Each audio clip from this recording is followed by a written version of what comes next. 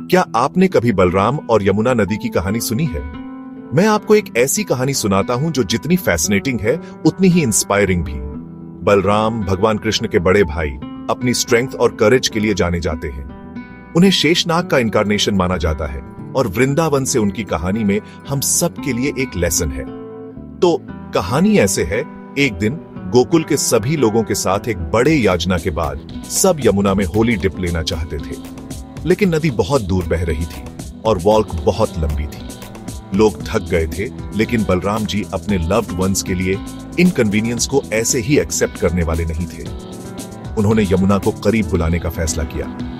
अपने लेजेंडरी हल के साथ उन्होंने यमुना नदी को याचना साइट की ओर खींचना शुरू कर दिया। नदी देवी पहले हंसी। इमेजिन करो, एक आदमी नदी को खींचने की कोशिश कर रहा है। लेकिन बलराम मजाक नहीं कर रहे थे। उन्होंने कहा, अगर तुम नहीं आओगी तो मैं अभी तुम्हारे लिए एक नया रास्ता बना दूंगा।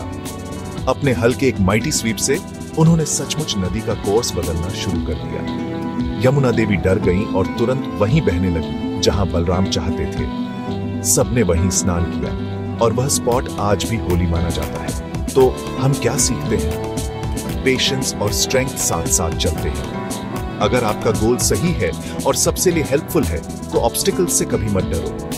और याद रखो, बलराम का हल सिर्फ एक वेपन नहीं है, यह हार्ड वर्क और किसानों की पावर का सिंबल है। बलराम की और कहानियां सुनना चाहते हैं, जैसे डीमन प्रलंबासुर के साथ उनकी एपिक बैटल, या उन्होंने सेज दुर्वासा का सम्मान कैसे किया, या उनकी रेवती से शादी?